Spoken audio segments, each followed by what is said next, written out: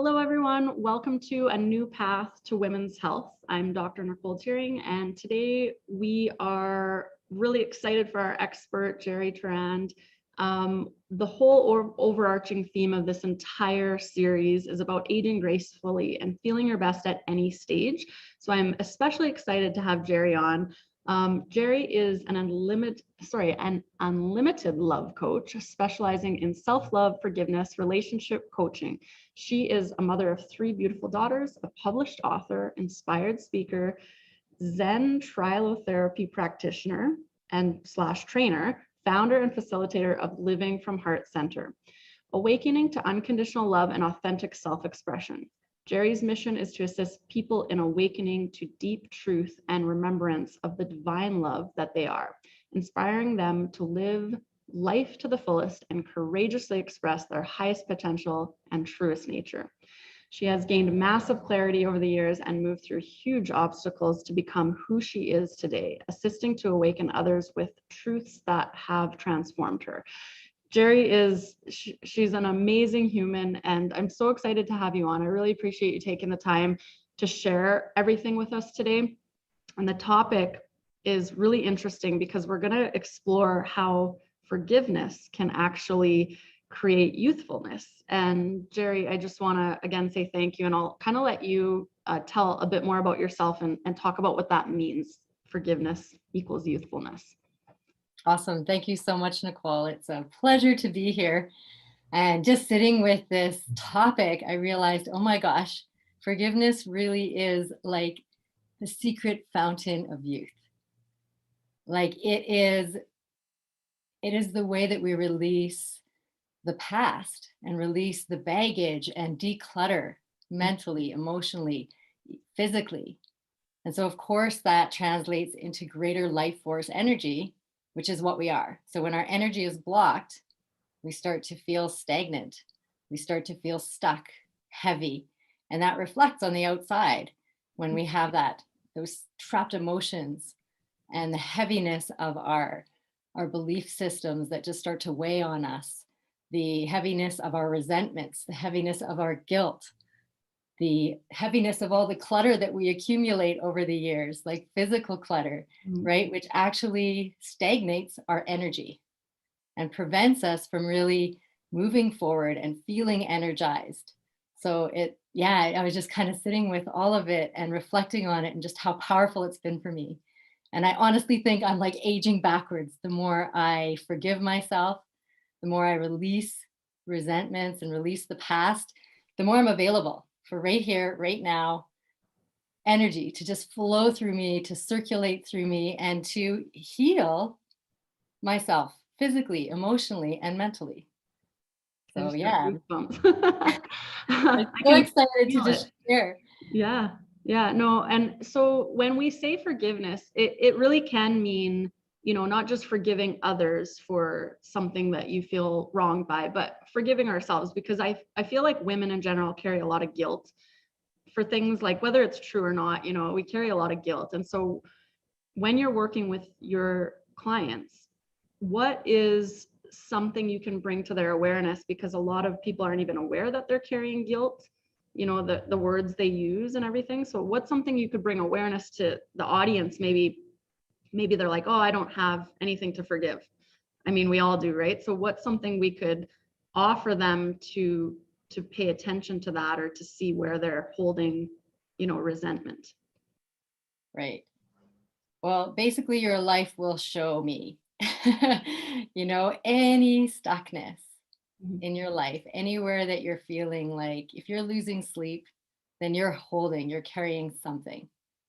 If you're emotional eating and have different addictions that you're using to kind of stuff your emotions, then there's something in there that needs forgiveness. So forgiveness is really just a stagnation of energy. It's holding on to, like you said, resentments, even ideas and belief systems that aren't serving you anymore, causes like mental clutter. And then we start to think, oh, we must be getting old because now I have brain fog, or I'm losing my memory, when really it's just full of all sorts of clutter that we need to let go of. And so I just kind of look at your life, look at the different areas of your life, look at your relationships. Are you feeling close and connected? Or is there any disconnect? Because a disconnect between our head and our heart is often our own guilt, our own shame, and that cycle where, we think that if we're guilty, we deserve to be punished. Guilty people deserve to be punished. And so if you're attracting people and situations into your life that are causing you pain and suffering, if you have a pattern of that, of attracting those situations, then you probably have some guilt running the show in the background that's commanding punishment and attracting that energy, because it's unworthiness. And so if you're not feeling confident, if you're not moving forward, if you're feeling chronic fatigue, brain fog, if you have some inflammation in your body, pain in your body, trust me, forgiveness will help.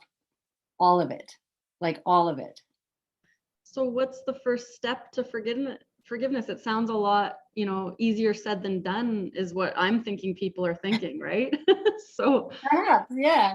Well, my favorite definition of forgiveness is to return to its original form, or to loosen, to let go, to set free. So it's really, the first step is a willingness to be free. And freedom isn't something we're familiar with. So it's actually refusing to partake in your own imprisonment any longer. And when we refuse to forgive, it's like we're refusing to heal ourselves. And usually that's guilt. The culprit is guilt underneath. So we think we don't deserve it somehow. And it's often so subconscious. So it can take a little bit of digging, a little bit of, emotional decluttering, like noticing the emotions that we feel over and over again, the triggers, the things that trigger us in life over and over again. right. And that'll start to reveal itself just with that intention to lighten up, to heal yourself, and to move forward with clarity, with confidence, releasing the idea that you're not worthy of playing on a bigger level and being more of who you are. So really, it's once you're willing and you set that intention, it already starts to happen. Like the right people will come your way, the right book will jump off the shelf.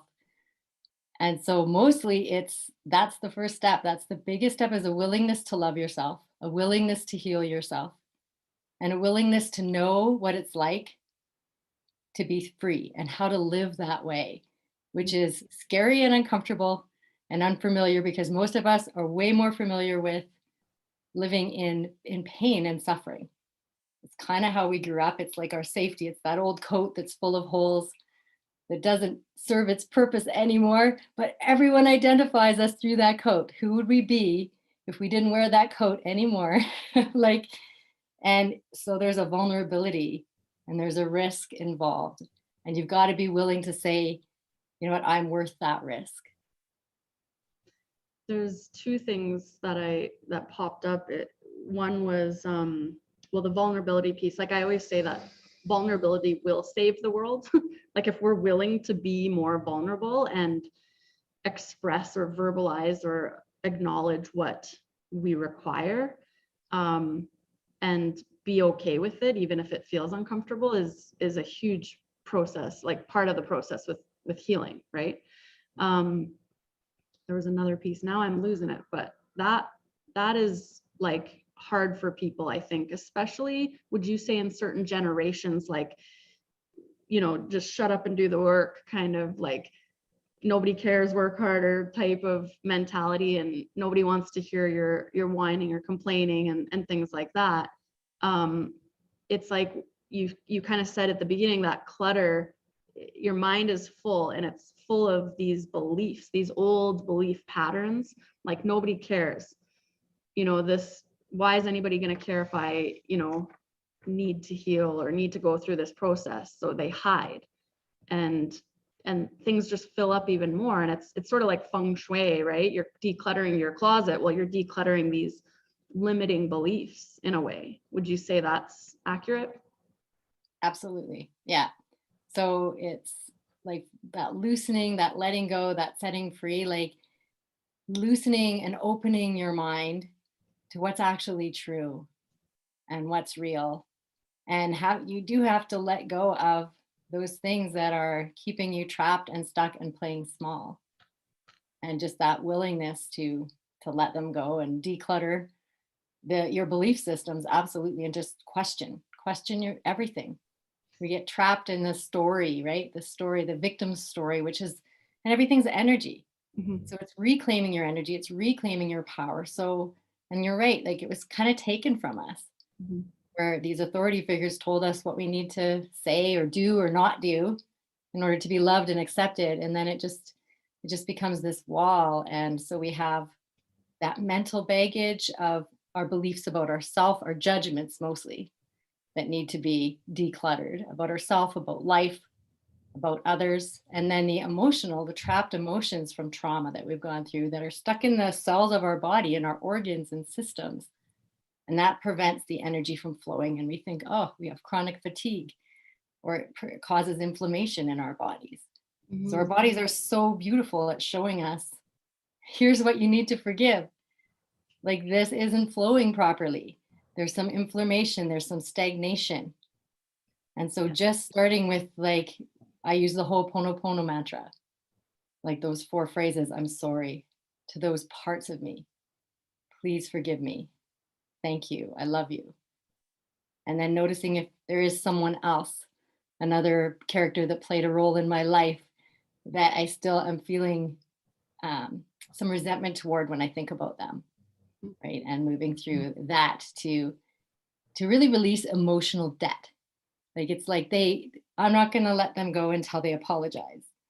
You know, I'm not going to forgive them until they apologize. And it's us that are imprisoning ourselves then. We're paying for it if every time we think about something or someone, we feel drained and we feel stuck.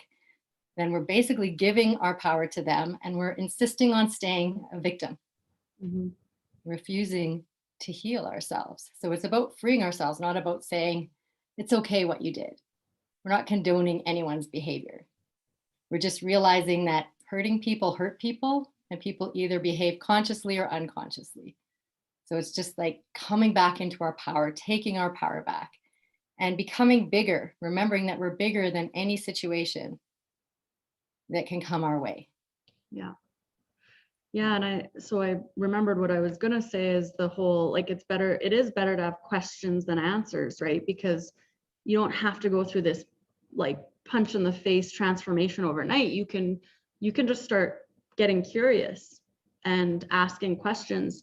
And like you said, that whole, where your attention goes, energy flows. And so you might find, I mean, maybe this interview series is that for some of the listeners, like listening to what we're saying, and hearing you speak, and maybe that's their first step into this, or maybe a book falls into their lap, like you said. Like there's, if you just start getting curious, that might be the tip of the iceberg of your healing journey, but that's the most important part, because you're not going to get anywhere with it if you're just ignoring it and pushing it away.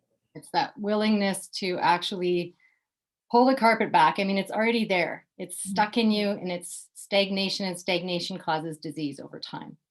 So there's really hefty prices to pay. It will show up in your body if Yeah. if you haven't forgiven enough, right? If you, So so that's yeah, pull up back the carpet and look at the crap that's underneath and being willing to, right? yeah, not being afraid to see what's under the surface.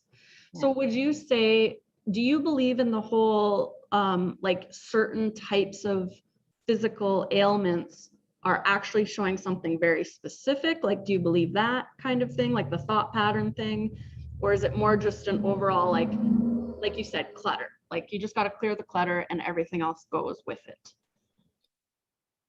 Honestly, whatever works for you. Okay, cool. Because, yes, like I studied a bit of Chinese medicine, Mhm. and definitely we have the yin and the yang organs that might point to, okay, yeah, our head is feeling overworked and like there's no support Mhm. and suppressing our emotions. And so then the hollow organs are going to be more affected, right? Our bones, and Mhm. whereas our heart and our breasts and things like that, if our heart is longing for more expression.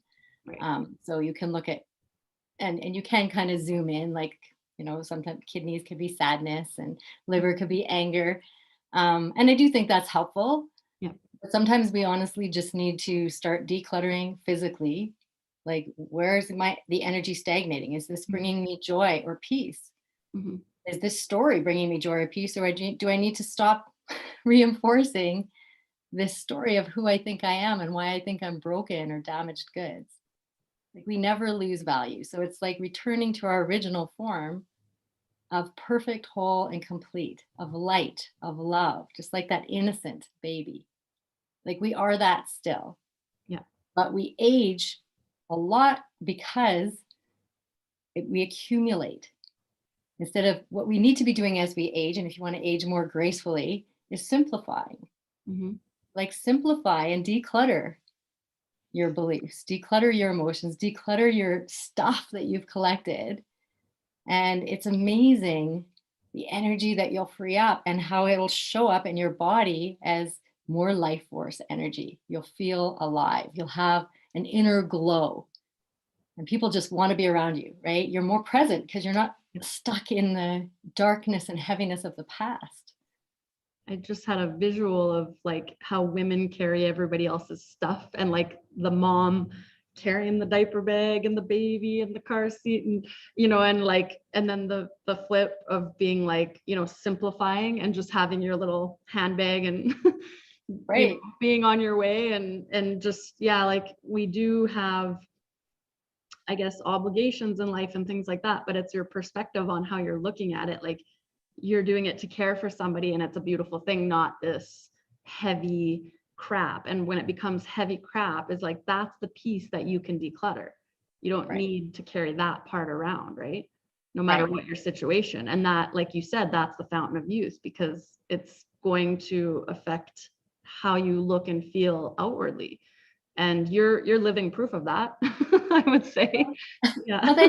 Yeah, like you're one of these wonderful humans that people are attracted to and want to be around more, and probably wonder, well, what's her secret, right? So this is it. This really is, like, every day I have the Ho'oponopono mantra, forgiveness, running in the background. And so everyone will have resentments that come up every so often, but the trick is to notice them in the moment and to put them down, to forgive them, so they don't carry forward into resistance and putting up a wall and protecting yourself, and then revenge. And all of those are like drinking poison and expecting the other person to die. Like, if I carry this glass of water, when I say, like, I ask people often in my forgiveness demos, like, how heavy is this? And the answer is, it depends how long you hold it. Right? If I put it down right away, this resentment that I just picked up, this trigger that just happened, and I recognize it, okay, and get curious about it, not avoid it or eat it away or suppress it, then I can just put it down through a quick little forgiveness process, accepting it, remembering that what I'm feeling, I'm healing, and acknowledging that, right? Whereas if 5 years from now, if I'm still holding this, it's going to cripple me. Yeah.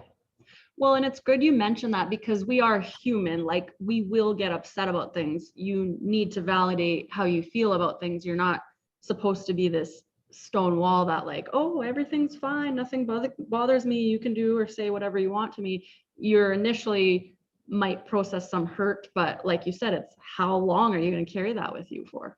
And that's the key, right? That's the determining factor of now how damaging is this going to be to you.